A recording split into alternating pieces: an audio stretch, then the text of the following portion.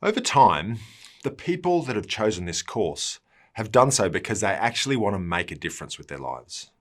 They really want to do something more meaningful with their education, their opportunities, and their life than just get a better job. Perhaps students relax just a little when they hear that the one thing this course is not designed to do is to make you into another Mark Zuckerberg or Elon Musk. So having a sense of clarity behind what you do, why you do it, and who you do it with and for is really important.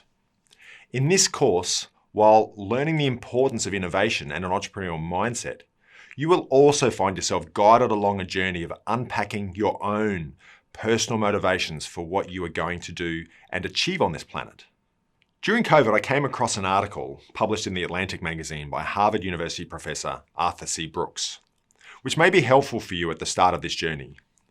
Professor Brooks teaches a class at the Harvard Business School on happiness.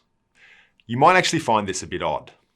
However, my own experience and the research of many suggests that millennials and Gen Z are increasingly searching for meaning and purpose, more so than financial success and fame. Interestingly, more than 400 people are on the waitlist to take Professor Brooks' course. And in fact, the most popular class at Yale University, taught by psychologist Laurie Santos, is also on happiness. Laurie's insights on how to achieve the good life were so incredibly popular that they are the subject of an online class taken by millions of people. Both Professor Brooks and Santos agree, along with most of the happiness and social scientist scholars who study happiness, that it is not correlated with wealth and acclaim. In contrast, Professor Santos describes what doesn't make us happy. Things like having a high-paying job, having a lot of money. In fact, once you hit $75,000, your happiness plateaus. Plus, no matter how much we make, we always seem to want more. Technological and societal advancements. We're no happier on average today than 40 years ago. Cars, material possessions, true love. Interestingly, married people are happier than singles for about 1 to 2 years after they get married. Then that happiness returns to a baseline, and in some cases becomes worse. The perfect body, like achieving our goals, actually reduces our well-being. And perfect grades, external validation also doesn't make us happy. So while the pursuit of happiness is not a simple formula, here are a few things Santos describes as leading one towards happiness. Things like savoring experiences, gratitude, kindness, and meaningful social connections. Professor Brooks provides some great advice to students still in their early stages of their career. Brooks says one of the most robust findings in the happiness literature is this centrality of productive human endeavour and a sense of purpose. What kind of work, white collar or blue collar, stay-at-home parenting, work requiring college, a super high-paying job? My own research as a social scientist has focused on this subject, and I can tell you that these are the wrong questions. What makes work meaningful is not the kind of work it is, but the sense it gives you that you're earning your success and serving others. We started in session 1 with a series of questions. Why are you here? Who are you here for? What are you going to do and how are you going to do it? We're going to go a little bit deeper into this week and explore these questions with a similar set of questions drawn from the Japanese approach to finding purpose in life called ikigai. What am I good at? What do I love doing? What does the world want or need, and what can I get paid for? This course in many ways has been designed to help you start that journey, which in reality will take you perhaps a decade or maybe even a lifetime to discover. But the earlier you start intentionally thinking about it, the sooner you will find yourself in a place that hopefully fulfills many, if not all of those questions, eventually.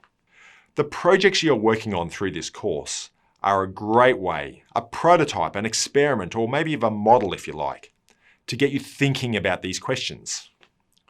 While you may not experience a profound epiphany right now, if you lean into the process, you should get into the habit of asking these questions and looking for answers. A satisfying ikigai and a rewarding job are not only achieved by solving complex and wicked problems or feeding hungry children.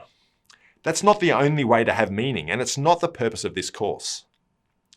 Rather, we've designed this course to give you an experience of what it feels like when you find an insight, a problem, or an opportunity that really excites you and engages you personally and emotionally.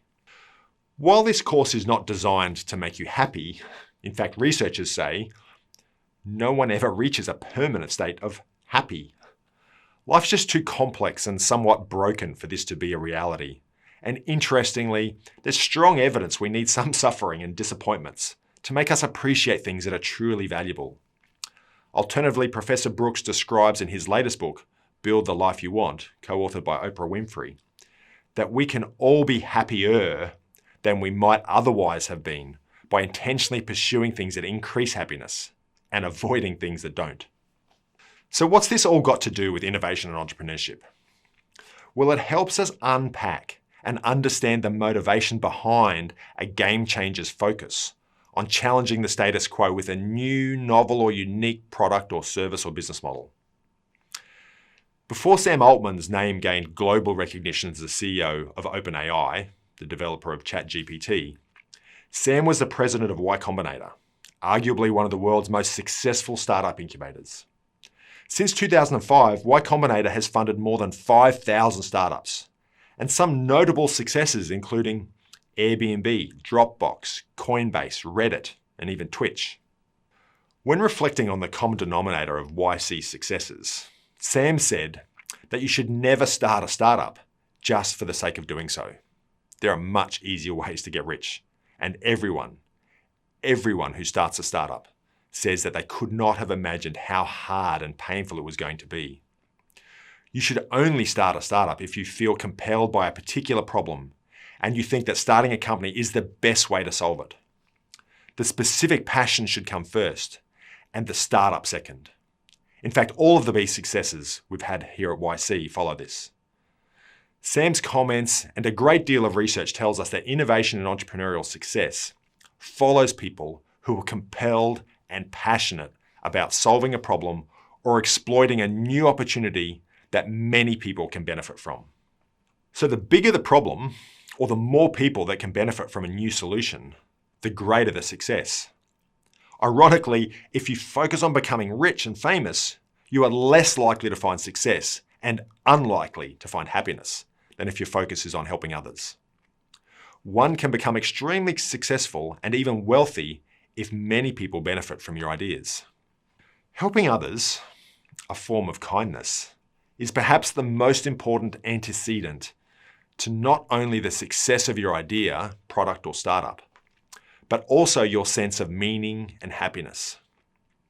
Fundamentally, the position we take in this course is that the process of entrepreneurial thinking requires the key actors to be meaning-seeking, mission-driven, and human-centered.